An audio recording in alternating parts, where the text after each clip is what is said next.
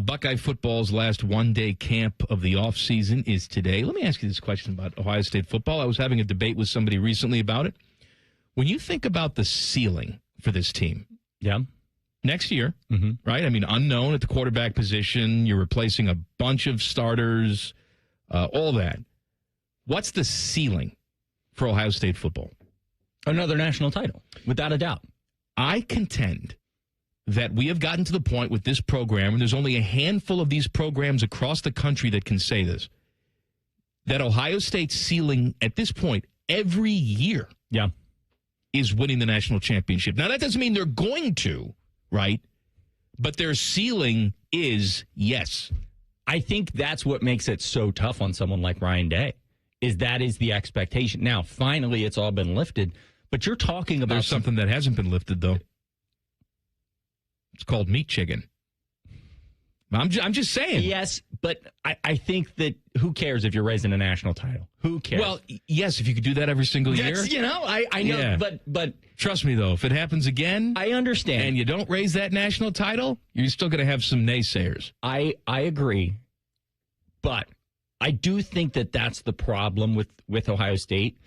But now we've almost fed into the problem. Is that a problem? Well, I think it's a problem if at the end of the day, because I think there are times when we've had really good Ohio State seasons that it almost hurts to look back on. Like, you can't talk about it because, we didn't win a title. They didn't get the job done. When in reality, 99.999% of fan bases would give anything to just have that season. But we're not. I agree. We're not an ordinary fan base. We're not.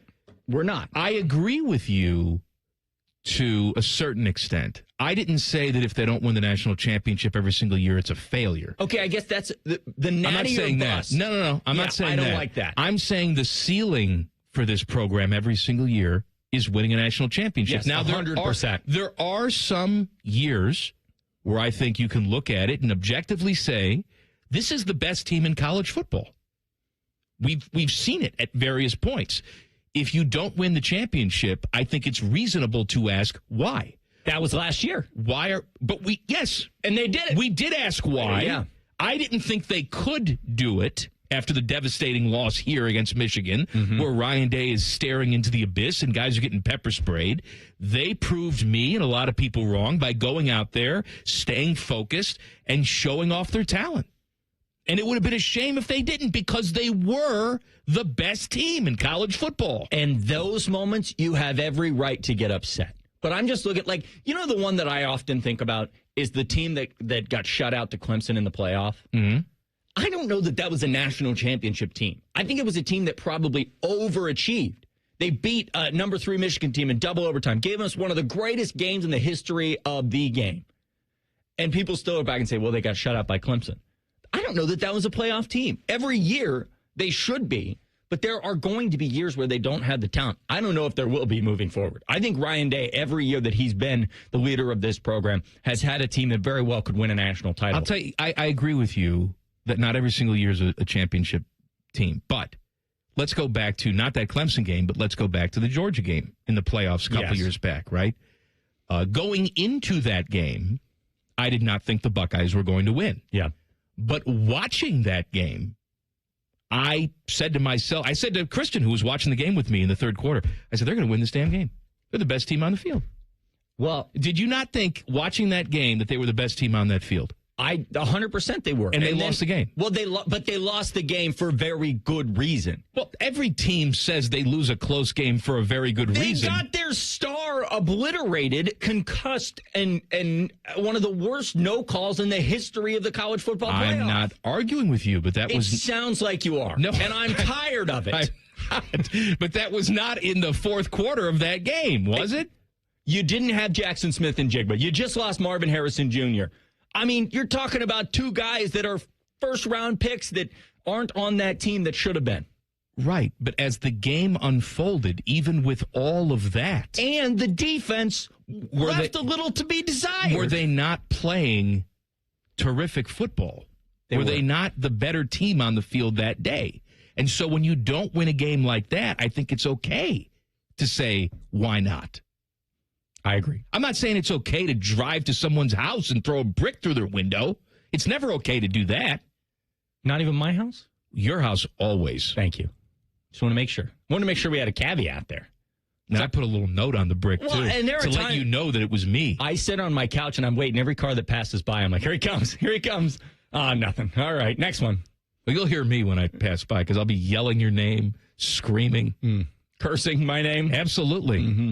The note is very nice. I always appreciate the note. Nice inside the Buckeyes, all the news and notes you need. Little inside look at the Buckeyes. Teddy's going to take care of you today. That's coming up next. Common Man and Timmy on the Fan. Right inside the Buckeyes. Come on. Common Man and Timmy present Inside the Buckeyes. Sponsored by Atlas Butler Heating, Cooling, and Plumbing.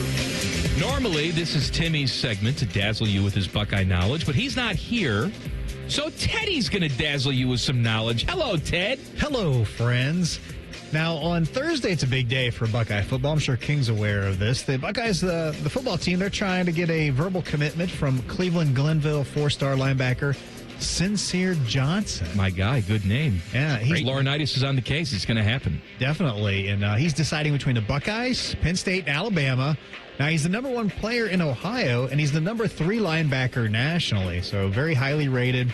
Most of the recruiting experts, they think he'll pick the Buckeyes. How do you guys like the name Sincere? I don't want to say that it directly impacts your play, but it definitely does how cool your name is. I mean, Steel Chambers, there's just so many guys out there that their names directly make them a better football player. And you can't think of another one right now, can you? I mean, there was a million out there. Steel Chambers. Hey, how about Steel Chambers? You guys heard the name Steel Chambers? That's a good one. Yeah. All right, Teddy, what else you got? All right, I got another name for you here. Now, I was reading this on 11 Warriors that the Ohio State football team, they had just wrapped up their third 7-on-7 tournament this summer, and they had a top 2028 quarterback prospect from Florida in town. His name is Wonderful Champ Mons. Wonderful? Yeah, his name like that's not his birth name. His birth name apparently, it looks like it's Wonderful Mons, but they call him Champ. Wait, his real name is Wonderful? Why we can't call him that? So let's go with Champ. Yeah. Yes. That's just what everybody calls everybody when they're young. Hey, Champ. Good job out there. Well, you got to get Mr. Wonderful. Oh, that's a good one. You got to. That's good. Yeah. Well done. That's got to be the nickname, Well Mr. done. Wonderful. Mr. Wonderful. Mm-hmm. Yeah, we need this guy. Now, he has received a scholarship offer from the Buckeyes. He wanted to have the opportunity, apparently, to come in, work with Coach Day and quarterbacks coach Billy Fessler. You said he's 2028 class? Yeah, so he's still a little ways away.